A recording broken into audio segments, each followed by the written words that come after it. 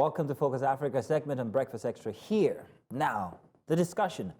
Mining has long been a cornerstone of South Africa's economy, but recent events have actually, underscored the, let's say, dangers and also the complexities of the industry. Now, in South Africa, Bloemfontein to be exact, a mining disaster has gripped the nation as workers were trapped underground following a collapse. Now, this has been carried on since through the week here at News Central, as we have also brought you very interesting on-the-spot assessment of the situation. While some have been rescued, the situation has sparked heated discussions about illegal mining operations, the safety of workers, and also the government's response to the crisis. Now, this incident also highlights the growing tension between the authorities and also illegal miners, which has been a problem in South Africa for a while. South Africa's police minister has vowed to crack down on illegal mining, which has been linked to rising crime and also dangerous working conditions. The latest tragedy in Stilfontein is a stark reminder of the human cost of unregulated operations and also the systemic issues plaguing the mining sector. Now, joining us today to talk about the developments is Mzukisi Jam. I'm hoping that I got that right. In fact, I'm very sure that I did. Mzukisi, thank you very much for joining us today. And Mzukisi is actually the provincial spokesperson for the South African National Civic Organization. It's a pleasure to have you on our show.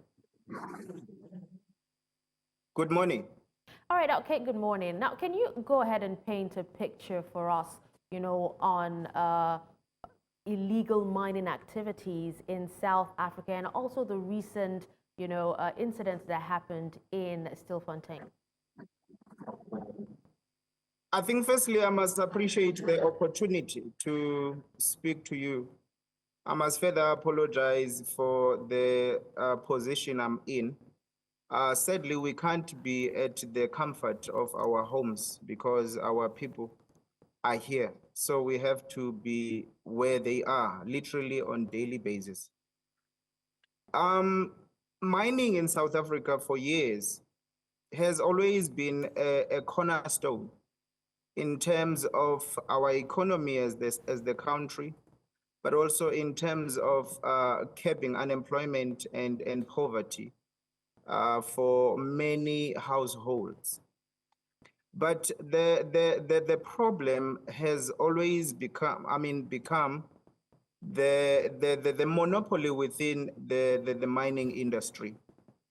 I think the lack of transformation within the industry itself has led to what we are facing today. The rate of unemployment, the alarming rate of poverty within these areas, it has also played a major contributory factor to the illegal mining that we are facing today. We have a number of abandoned mines in South Africa. Perhaps let me focus on the current situation that we are facing in Stilfontein. There are a number of abandoned mines which are then used by the locals and some foreign nationals, as we've been told, to mine illegally in a sense that they don't have documents to go down there and do the operations that they are doing.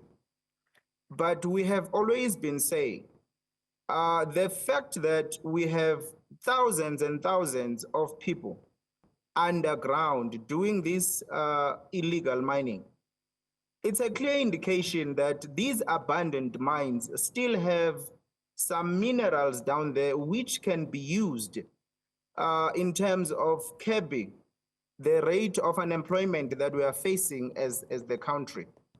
We are a country very rich in minerals. We're very rich. I can tell you now, each province, South Africa has got about 9 provinces. I can tell you now, each province has its own minerals. Okay. Now, if those minerals would be managed or were managed properly, I doubt we would be finding ourselves in the situation that we are in today. Okay. But the sad reality is that we have a government which has literally turned a blind eye to the society. We have a government which has literally turned a blind eye to the realities that our people are facing. The reality is that there is a high rate of unemployment and there is a high rate of poverty. So you then expect these kinds of operations or these kinds of activities to take place if such is not paid attention to.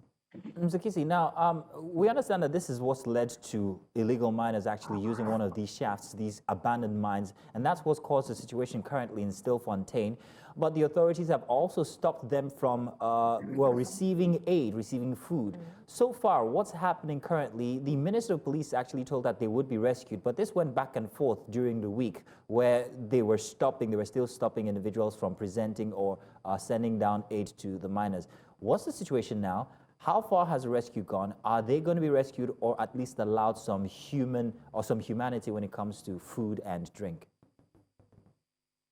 There's no sign of any attempts to rescue these people from the side of the government.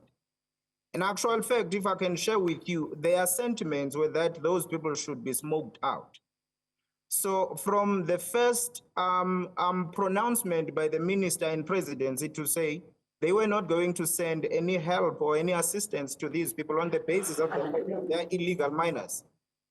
Rather, they would prefer smoking them out. Nothing has happened.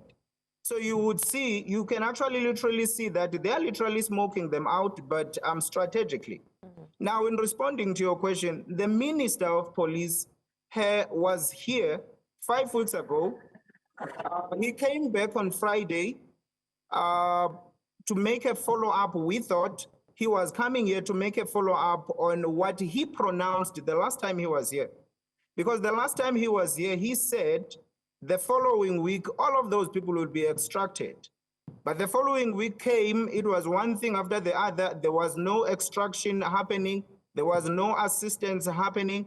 And to make matters worse, even ourselves as the community, we could not now go there and assist those people as we have been doing because there was a court order. Now the minister came back on Friday, this past Friday. To our surprise, the minister came to still ask us as the community if what is it that we would like the government to do. And we are reminding the minister that, but the last time you were here, the community said to you, we are simply requesting you to extract those people from underground so that they don't die in there. But that has not happened. But to our surprise, the minister perhaps he was having some sort of amnesia. He forgot that the same questions that he came and asked are the same questions he asked the last time he was here. So you can just see that there is some sort of a delaying tactics that is being played. And to be honest, there is no willingness and there is no sign of any attempt by the government in trying to rescue these people.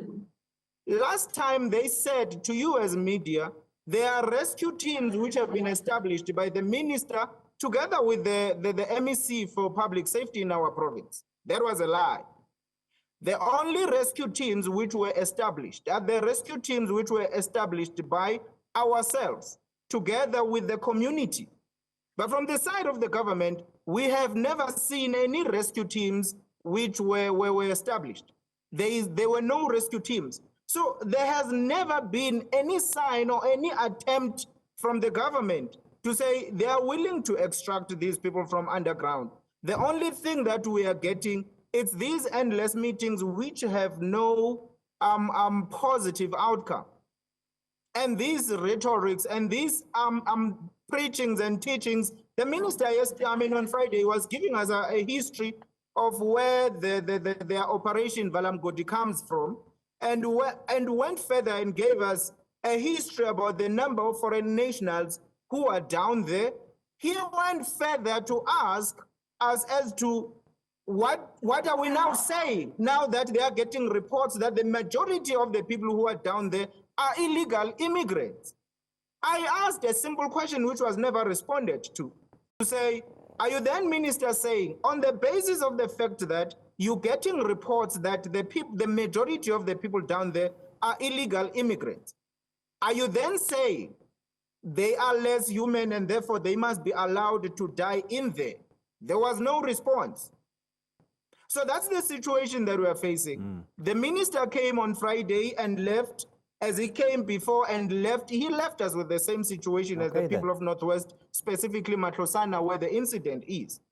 But we are still stuck with the same situation. Okay. There is no assistance that we are getting from the government, and there is no assistance that we are getting from anyone. And people continue to die down there because we keep on getting reports that the death rate is going up. It's expected to go up on the basis of the fact that we've got reports that some of these people have not been eating for more than 2 months. Some of them have not been getting medical attention for more than 2 months. Some of them even wrote a note requesting to be assisted with their own ARVs. We do understand the dynamics with regards to how medication should be distributed. Yes, but we were again taught about how medication should be distributed and about how the department which is supposed to be giving medical assistance cannot come and assist.